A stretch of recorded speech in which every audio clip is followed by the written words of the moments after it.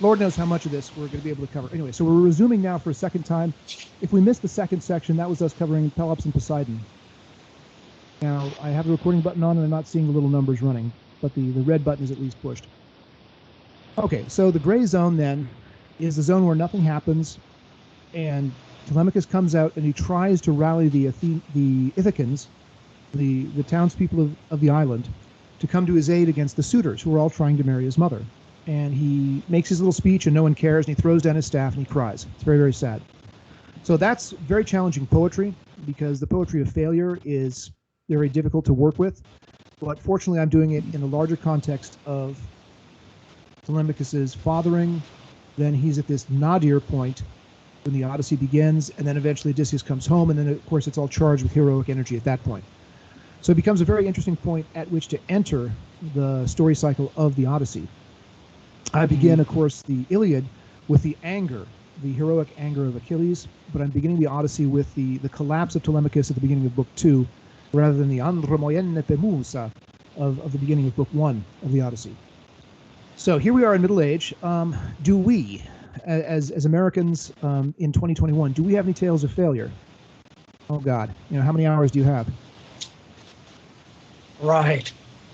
I got shit canned for my first job teaching the classics at the high school where my father was valedictorian, where I had done an internship, because I was having these discussions on BC of the things that I needed to discuss. I was not canned for sexual misconduct, which would have actually made sense, but it was a time back in the day when you couldn't have civilized conversations about BL, and that's one of the things that really motivates me 20 years later, from 2000 to 2021, 21 years later, to do this podcast. There's no role modeling, there's no tolerance for discussions, there's the assumption that you're just an evil monster, and it's horrible. So my life has been pretty much underground. I've toured and I've done poetry, but I've literally lived underground for the last 10 years, because that's the price of being out as a BL in today's society. How about yourself? How much time do you have? No, I immediately out of college. I started college late. I was 25 when I started. I was about 30 when I graduated. By the time I graduated, I had hit a emotional, mental wall. I spiraled very quickly into depression that lasted years. And now I have this degree that I really have no use for. I've never used, or well, I should say, rarely used. Todd, you have a YouTube channel. You have a YouTube channel. You're putting stories out there. You are a journalist. You're not making money with the legacy media. Okay. Damn it, you are a journalist, Todd. Let me just affirm you on that. I appreciate that. There are others who would disagree, but I do what I can do, but but it took me a while to get to this point, and I had to go through a lot to get there. Yes, I was fired from my job. I had a very decent, I was even in a management position at my local Lowe's store, in the hardware department. I had just gotten on full time and just was waiting to get my insurance, and boom, the people from the lovely organization that we know as Perverted Justice got a hold of my information. They called my company headquarters and basically mass reported me for existing, I guess. I was deemed a liability, and goodbye. It took me a little while to get over that.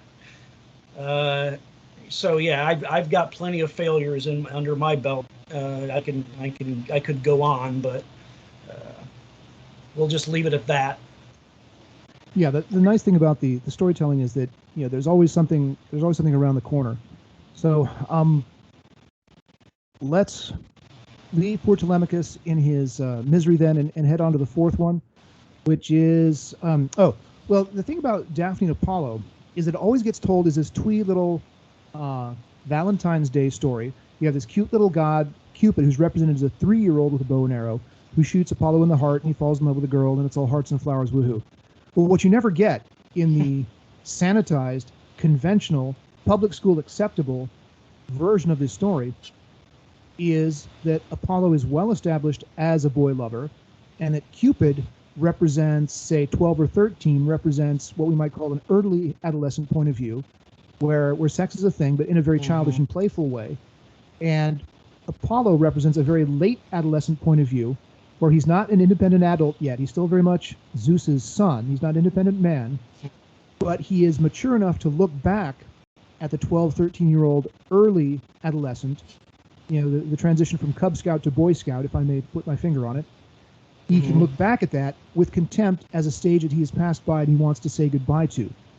So when I go through and I illustrate Daphne and Apollo, I find all these images, some of which artists actually understand the distinction I'm making, some of which deliberately blur it, which is kind of even more fun. So sometimes they'll do a baby Cupid, sometimes they'll do a Cupid as an early adolescent with just a shadow of a mustache, like Caravaggio.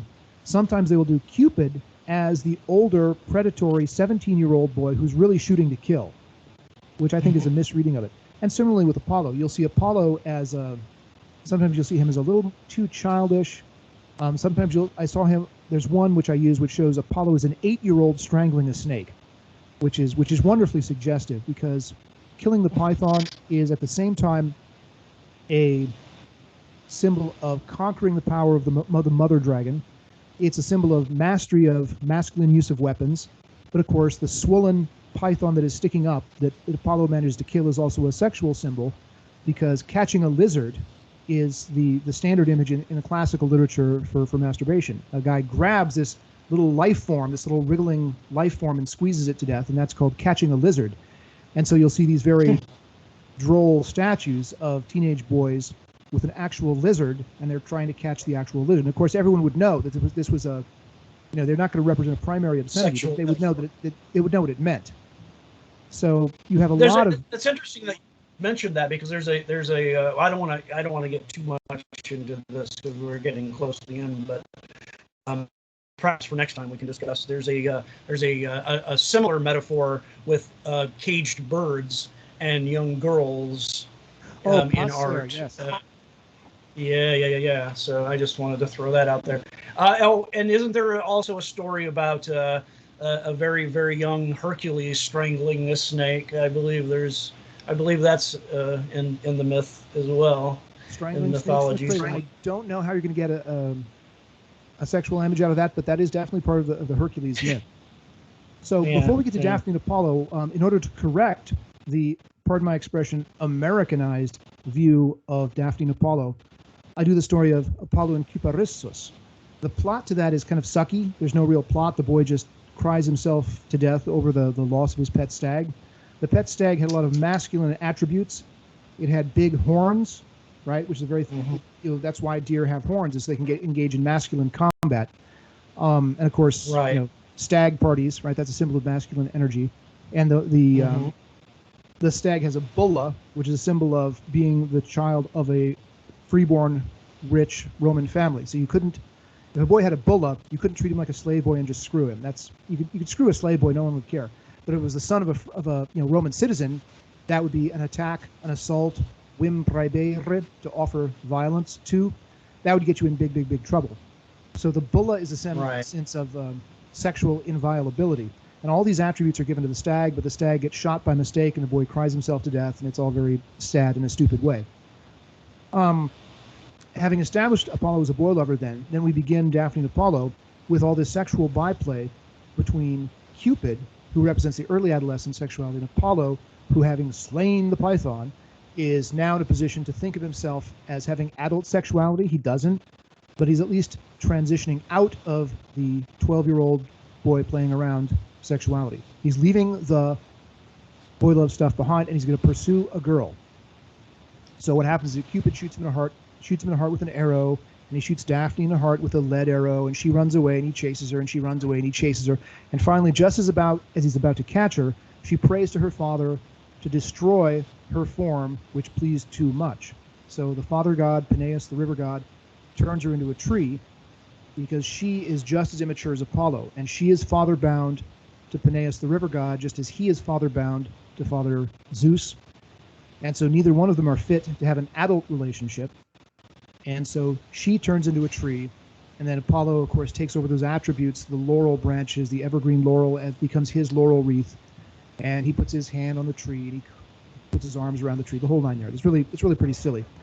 But what's interesting is how resistant people have become to teaching what was, for hundreds and hundreds of years, it was a standard Latin 3 canonical text.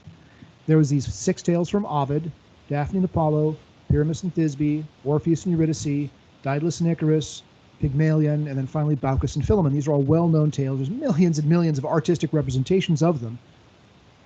Mm-hmm. But because it's a sexual orientation change narrative in spades, because it is the archetypal sexual orientation change narrative, it's now been problematized. And if you try to talk about it, they'll have actual sessions at the Classical Scholars Group where they'll say, well, how do we teach these problematic rape narratives? And they want to take a hands-off approach to it, which I think is absolutely wrong.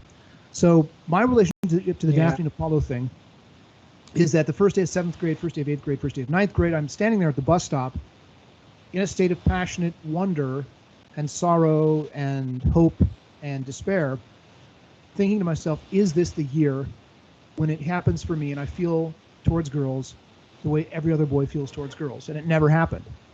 7th grade, 8th grade, 9th grade, 10th grade. Finally, I got to 11th grade. I said, screw it, I will suck a dick. Because that's how you are when you're in 11th grade. Maybe I am gay. But then, of course, I went back and did the post-gay work, and I'm in this atmosphere where we're starting to pray again. Let's have this be a possibility rather than having it be a foreclosed thing that's never going to happen, with the born in the wrong body narrative, the born gay, always gay narrative. I want to have something to rebuke that. Maybe not from my own experience personally, but definitely from the tradition. And the joke here is that the LGBT community has always been willing to go to the Greeks and Romans for authorizing models for homosexual behavior.